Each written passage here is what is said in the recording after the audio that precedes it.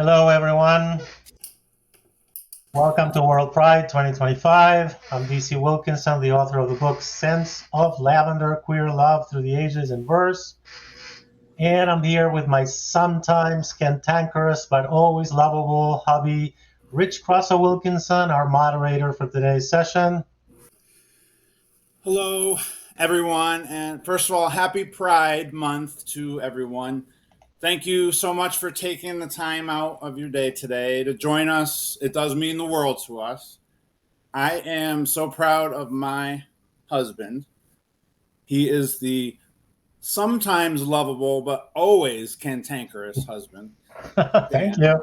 Just teasing, ha ha ha. Upon the release of his second book, his second labor of love, Sense of Lavender, that's why we're here today. We do hope that you enjoyed today's session. Thank you, Rich. So before I forget, a big thanks to the organizers of this amazing event, specifically the Our Pride Shorts and Arts Fest. One disclaimer before I go any further. Rich and I have never done this before. We are total rookies, so please forgive us if we screw up here and there. Rich, please explain your role a bit. Okay, well, I have signed on today to be the moderator. Basically, what I'm going to be doing is I'm going to stay off to the sidelines. I'm going to be a little sidekick. I'm going to be helping Dan keep things rolling along smoothly. And I'm going to be, while I'm off on the side, I'm going to be loading up some photos that we had pre-made and some videos that are all set. And each one of them is going to correlate with the poem that Dan is reading or whatever he's speaking about. So I'm going to be working all that stuff in the background. So forgive me if the screen gets a little wonky from time to time. I'm going to be changing layouts and different things to make things look good and adding photos and videos. And I'm praying that everything goes smooth and we don't mess it up for you today. But what I'm going to do, first of all, is show you what I mean. I am going to right now change the layout. See, this one is a spotlight layout. And then I'll be adding pictures, for example, like this. Yay, there's Chrissy, our beloved beagle. She's our love of our life. And she is here with us next to us today, but we can't finagle the camera to get her on here. So I figured I'd show you a little picture of her. She's the third member of our little family here that we're all proud of. So anyway, that's how things are basically going to work. If you guys have any questions at any time or you just want to make a comment, feel free to do so on the side, on the right-hand side of the screen. You can type them in. Unfortunately, I really can't allow people to come on and have their picture and voice on here because then you'll become a moderator and that will mess up the screens and everything. So if you can just type on the side, that would be great. We'll try to get to any questions that you have. And so that's how things will work today. And I'm going to give it back to Dan now so that he can start going over things. Okay, go ahead, Dan. Thank you. So here we are at our beautiful home in Norwalk, Connecticut, where unspeakable acts of deliciousness happen on a daily basis. Of course, I am referring to binging on Netflix movies while ingesting all kinds of naughty nibbles. What were you thinking? Anyway, a few things about me. I was born in a place called Montevideo, Uruguay, in southern South America. And abrazos para mi familia y amigos en Uruguay. Something about my name. My real name is Daniel Crosser Wilkinson. That's my complete name. And because people might be wondering, well, I am DC Wilkinson for people who read my books. And the truth is that when Rich and I got married, which was 10 years ago, we've been together 18 years, we decided to kind of put our names together. So my name, my birth name is Crosser, and Rich's surname is Wilkinson. So we put them together. So we're legally Crosser Wilkinson, both of us. The thing is, I couldn't fit that name on a book, on the cover of a book. It was really too long. So I decided to abbreviate it to DC Wilkinson. So it's not really DC Wilkinson. It's not really a pen name, even though people think it is. It's just my name abbreviated. A little bit about my writing career. I actually began writing when I was a kid.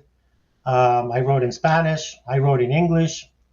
But my writing career really took off in college. I went to school in Michigan, and that's where I took language arts courses and courses in the humanities, and I started really writing in earnest, and I continued that until forever. Now, I was I worked as a journalist in Michigan in a school newspaper, which had a nice circulation in Ypsilanti, Michigan. And then when I moved to New York, I really didn't. I continued to write, but I never bothered to publish anything. I was too busy working in education. By the way, I am a retired school teacher, public school teacher. I worked in the public schools in the city of New York. And anyway, I never really thought about publishing anything until the pandemic, when I had plenty of time to sit down and write. So it took me a few years to write my first book, my debut novel, Devon Streams, and so that's how everything started. And anyway, I'd like to begin today's session by wishing everyone happy Pride and sharing a poem that I wrote during Pride last year that's titled Rare Breed. And there you see the first image there that Rich put up. And it's, as you can see, the image of a unicorn, which is kind of representative of the LGBTQ community, along with other symbols like the rainbow flag and the lavender, the color lavender. So in this case, we're going to use, I use this particular symbol, the unicorn. So here's the poem. It's called Rare Breed. When I heard that cold showers were good for my health, did I run to the bathroom and get one? Will you eat nothing but turnips if you learn they boost your brain power? What happens when a kid finds out queer love is a thing in the world? Will they rush to turn queer? Nah. No one turns into a unicorn. We are a rare breed. So, short and sweet, right? Who knows? Maybe someday, someone will make a song out of it. Wink, wink, whoever you are out there. So, an explanation, a little bit of an explanation about this particular poem. It came to me out of rage, really. It was a visceral thing because as a teacher in the school system and as a person in general, I heard so many times this idea that LGBTQ plus people can turn others into being gay or lesbian or trans. And I had a visceral reaction to that. I was livid. You know, I couldn't believe the cruelty in that, and so I wrote this out of, to be honest with you, out of anger, but also out of pride, because we are unicorns. We are unique. We are magical, if you will, because we are so different and so beautiful and so perfect. And for people to even fathom that, you know, that we would be like what? Like vampires, that we can bite people and turn them, bring them, recruit them to our tribe. It's just ridiculous. It's so absurd. So this is part of what this poem is about, but as you could see, the end is, it's beautiful. It says, "We are who we are. We're proud," and that's it. Happy Pride once again. Dan, I'm sorry to interrupt you, and as I feel it, I must mention as the moderator, if you could just lower your camera a little bit when you're reading, your mouth is cut off. So I just want to make sure everybody can see you when you're reading. Okay. Is that better? That's better. Okay, let's move on now. Sorry. Go ahead. Okay, so moving on very briefly to Devon's Dreams, which is my debut novel.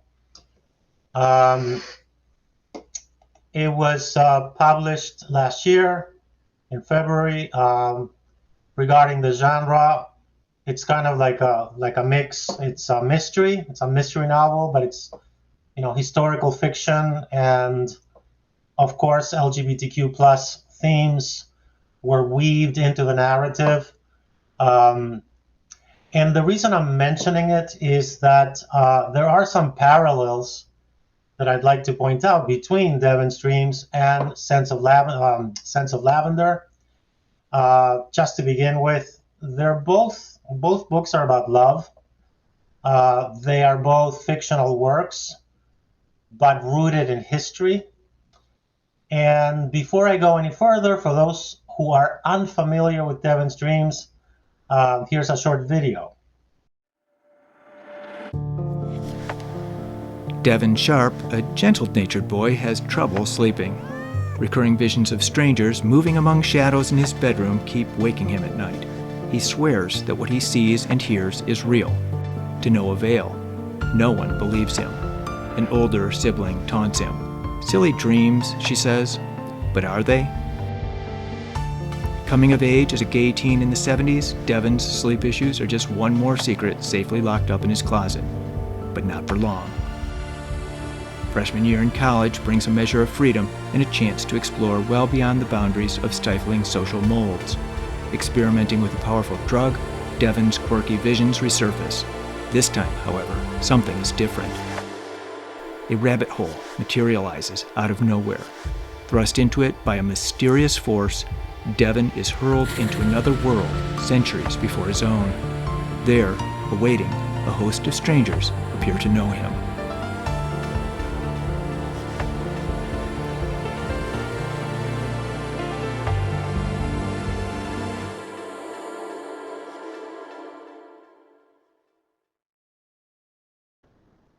Hello, whoever's just joined us, welcome. So from watching this short teaser video, we can tell that there are three key themes to begin with in Devon's Dreams. And one of them is the quirky dreams and visions, the deeply held secrets locked up in the closet, Devon's closet, and a rabbit hole that appears out of nowhere when Devon begins to explore powerful drugs while in college. So let's watch another short video that addresses this mysterious rabbit hole and what happens to Devon when he falls into it.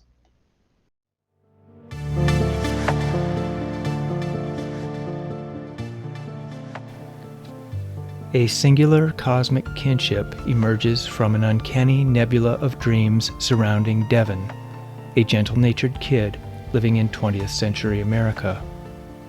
Going across time portals that appear spontaneously, he grows up to find himself inexplicably tethered to Giovanni, a middle-aged opera impresario living in England in the mid-1700s. Devon and Giovanni's journeys intersect with each other throughout the span of their lifetimes as they zigzag back and forth from one space-time to another, ultimately shedding light into the universal mystery that surrounds them.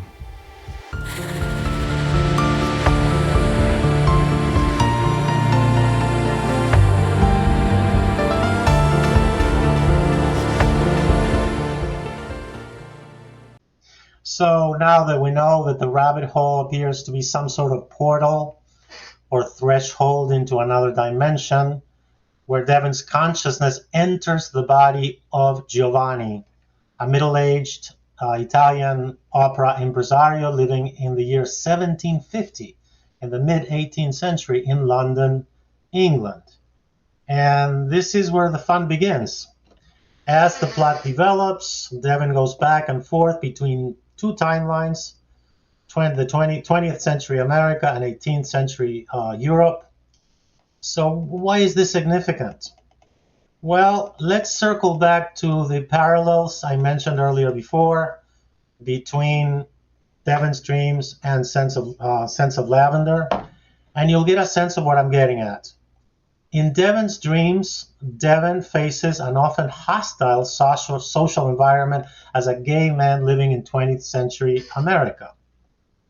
In the 18th century, Devon embodies Giovanni, a straight man who is a member of an ethnic minority.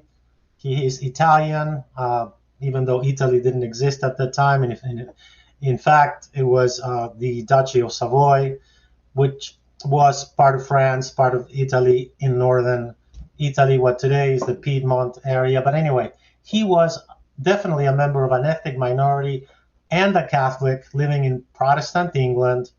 And as if that wasn't enough, he falls in love with this girl who is half his age, who hails from a place called Batavia, which was part of the Dutch Empire in the East Indies. Batavia is today's Jakarta, the capital of Indonesia. And so Giovanni's love interest Giovanni is in a relationship, in an interracial relationship in the 18th century. And he faces, of course, severe humiliation, scorn. The worst part was that their love was never acknowledged or dignified by society at all. They were in Europe. They had met in very strange circumstances on a ship that carried slaves. Anyway, Devon's Dreams gives these lovers a voice. And when I say these lovers, I mean Devon and his male partner in the 20th century, and Giovanni and his Asian lover, Shayna. And that's what Devon's Dreams does, among many other things. Similarly, Sense of Lavender brings to life the voices of LGBTQ plus couples in history and across cultures whose love defied time and silence, despite the forces that attempted to suppress them. So in that sense, those are the parallels, one of the parallels that I wanted to focus on. And now you're seeing an image of one of the awards that Devon's Dreams received during the year 2024. Devon's Dreams received 2 awards, a Book of the Year award from the Historical Fiction Company in the Time Travel Dual Timeline category, and also, and very significantly, Devon's Dreams received recognition from the Indie Author Project after entering their annual contest, which landed the ebook version of Devon's Dreams in every public library in the state of Connecticut that is part of their BiblioBoard digital platform. I'm very proud of those awards, and that's why I'm mentioning them. And now we're ready to move on to Sense of Lavender, the book that we're here to talk about. And we have a trailer for you that will show you, that will tell you a little bit about Sense of Lavender. Rich?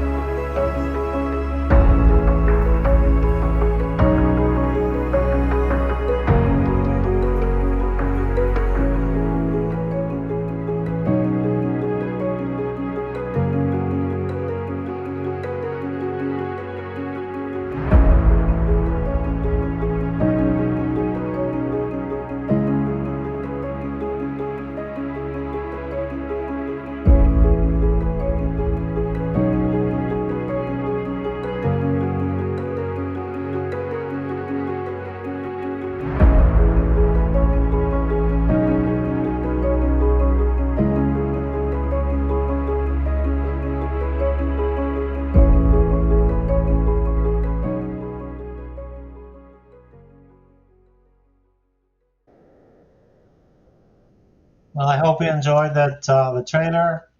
Um, in a nutshell, this book is a collection of 25 poems, illustrated poems that bring to life evocative scenes where queer love reemerges from the depths of history, uncovering deep and everlasting bonds across the globe.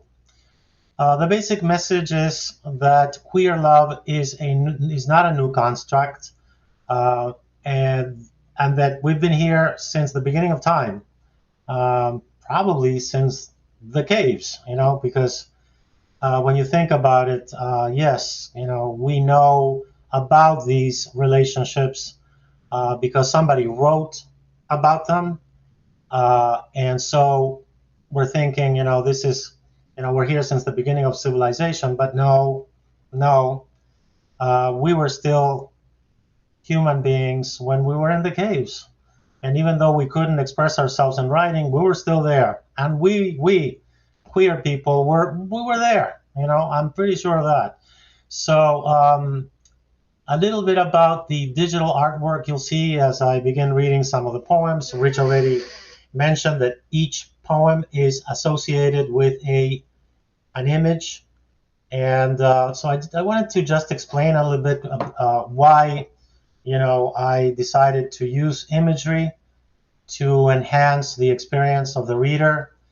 And that has to do with the fact that I view the images as thresholds uh, into the scenes that each poem describes.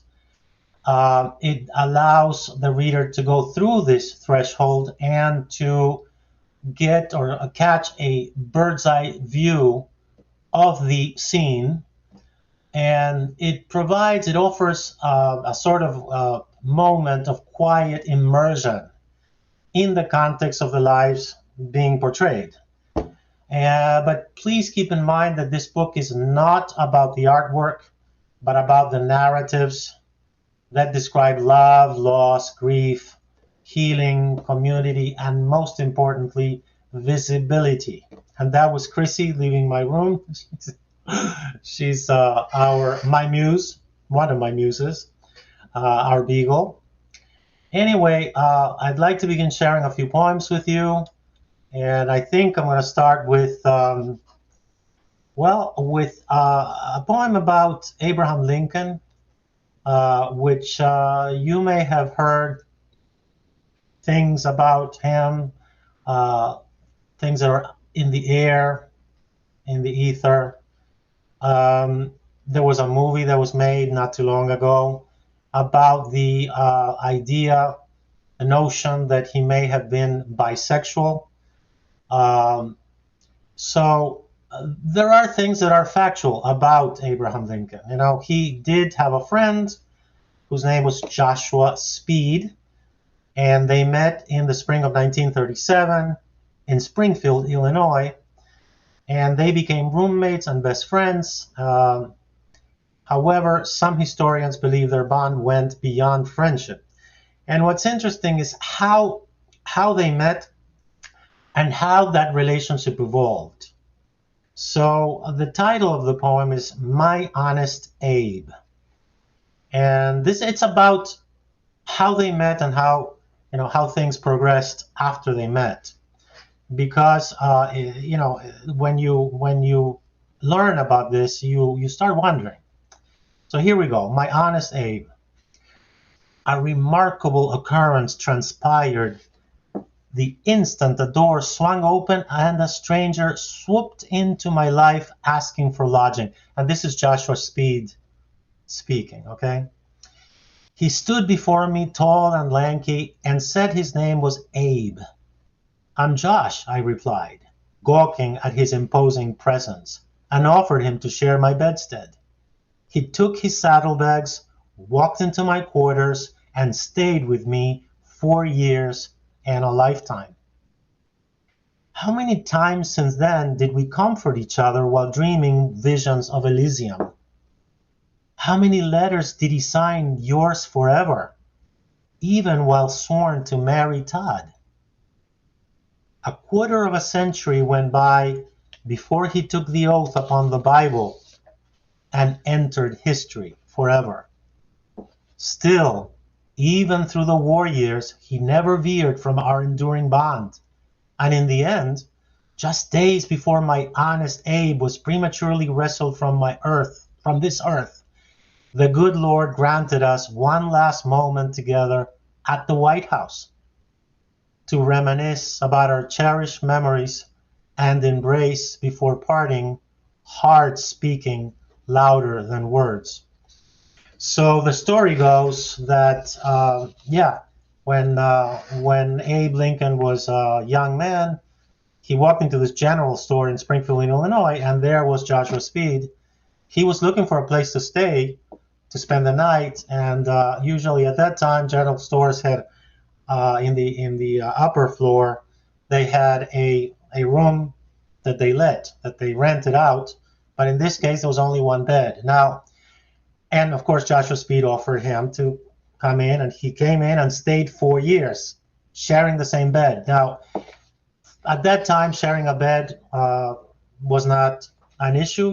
Men shared beds, and that didn't imply anything, except that this lasted 4 years, and the relationship went on for a very long time. And there is evidence because of the letters that they exchanged, and also the times that Joshua visited the White House, where he stayed. When he stayed, there is evidence that something else was going on there. Just one thing that's mentioned in this poem, yours forever.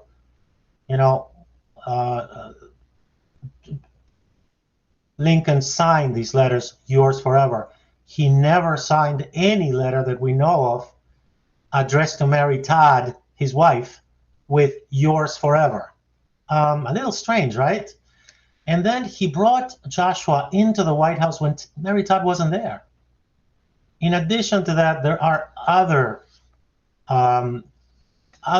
pieces of evidence out there that Abe Lincoln had other relationships with other people, including one of his personal bodyguards who kept wearing his pajamas.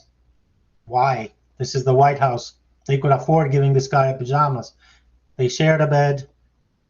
The guy wore Abe Lincoln's pajamas. I don't know. I am not a historian. I'm not going to say Abe Lincoln was this or that, but the evidence is there that something was going on. So why not bring it up? Why not, if there was something, why not? Why not say so? Let's not, let's not ignore this. Let's bring it up and talk about it. And if there was something, so what?